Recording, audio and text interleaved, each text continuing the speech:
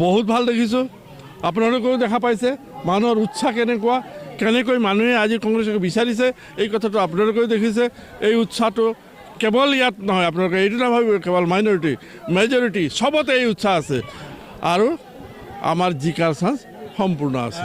নাই সংখ্যালঘু বুলি নহয়, আমাৰ ইয়াৰ যিখিনি জনতা এতিয়া মাটিৰ যিটো সমস্যা সেইটো সংখ্যালঘুৰ অকলে সমস্যা নহয়তো, ইয়াত নন ট্ৰাইবেল চবৰে সমস্যা এইটো মাটিৰ সমস্যাটো। ইয়াত শিক্ষাৰ যিটো সমস্যা কেৱল সংখ্যালঘুৰ নহয়, এই চবৰে সমস্যা হয়। ইয়াত শিক্ষাৰ, ইয়াত মেডিকেলৰ যিটো স্বাস্থ্যৰ যিটো সমস্যা চবৰ নহয়, চবৰ কেৱল সংখ্যালঘু নহয়। মই সংখ্যালঘু সংখ্যাগুৰু বুজি নাপাওঁ, মই ইয়াৰ জনতা বুলি জানো। সবেই একেই জনতা, সবেই একেই জনতা।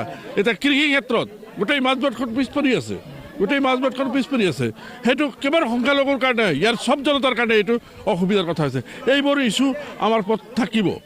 আৰু চবতকৈ আগতে মই আপোনাক কৈ দিছোঁ, মোৰ প্ৰথম প্ৰশ্ন বিধানসভাত, মই যামেই বিধানসভাত, আৰু প্ৰথম প্ৰশ্নটোৱে হ'ব এই যে BTC আৰু ষ্টেট গভৰ্ণমেণ্টৰ মাজত যিটো মাটি ম্যাদী সম্পৰ্কীয় এটা ভেদ আছে, আৰু আজি আমাৰ মানুহবিলাকে মাটি পোৱা নাই, মাটি ম্যাদী কৰিব পৰা নাই, দেউতাৰ মাটি ল'ৰাই ট্ৰেন্সফাৰ কৰিব নোৱাৰে। এই অৱস্থাটো যি হৈছে, ষ্টেট গভৰ্ণমেণ্টে কৈছিল 2003 যেতিয়া BTC হৈছিল তেতিয়াই কোৱা হৈছিল যে সেই সময়ত BTC হোৱাৰ সময়ত যিখিনি মানুহ আছে সেইখিনি মানুহ ইয়াৰ স্থায়ী মানুহ হয় আৰু ইয়াৰ মাটি তেওঁলোকৰ মাটিৰ অধিকাৰ সম্পূৰ্ণ থাকে। আজি আপুনি যদি কোকৰাঝাৰলৈ যায় মাটিৰ কাৰণে 47ৰ কাগজ লাগে, 51ৰ কাগজ লাগিছে, কোনে ৰাখিব, কেনেকৈ ৰাখিব কওক, কোনে ৰাখিব? এই অসুবিধা যিটো হৈছে ইয়াৰ কাৰণটো কি কোনেও বিবেচনা নকৰে। কোনে কৰিব? জনসাধাৰণে নোৱাৰে, যাবই নোৱাৰে, ধমকি পাই যায়। আৰু জনপ্ৰতিনিধি চব একেটাই, সেই একে দলকে আমি ইয়াতো লগাইছোঁ তাতো লগাইছোঁ, গতিকে কোনে কৰিব? আজি যদি ইয়াত BPF আছে, তাত যদি কংগ্ৰেছ আহি গ'ল, কালিলৈ মই খুচুৰিম নহয়, তেতিয়াতো ওলাব ফাকটো ক'ত আছে, কিহৰ কাৰণে আমি হাৰাচ শাস্তিটো খাই আছোঁ।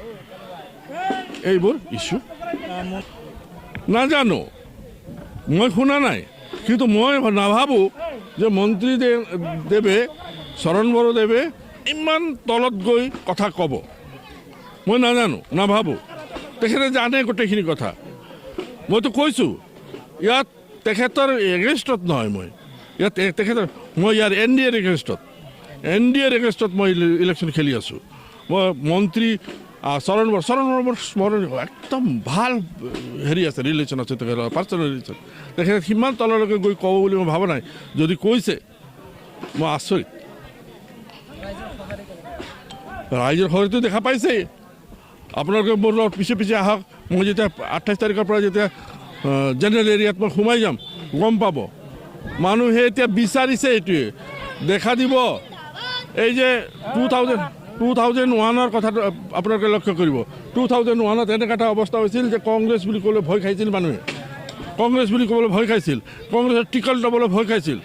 এইটো হেৰিটো হৈছিল 91তো হৈছিল, 91তো এইটো হৈছিল, কংগ্ৰেছৰ টিকট ল'বলৈ ভয় খাইছিল, মানুহক ধৰি ধৰি টিকেট দিয়া হৈছিল। কিন্তু ভোট যেতিয়া হ'ল গোটেই পৰিস্থিতিৰ বেলেগ, অট'মেটিকেলি আপুনি আজি কৈছে জেনেৰেল ঢেকিয়াজুলি যিটো ৰেলী হ'ল, ৰেলীত পাব্লিকে পইচা দিছে, ডনেশ্যন দিছে বাটাচৰাঙক।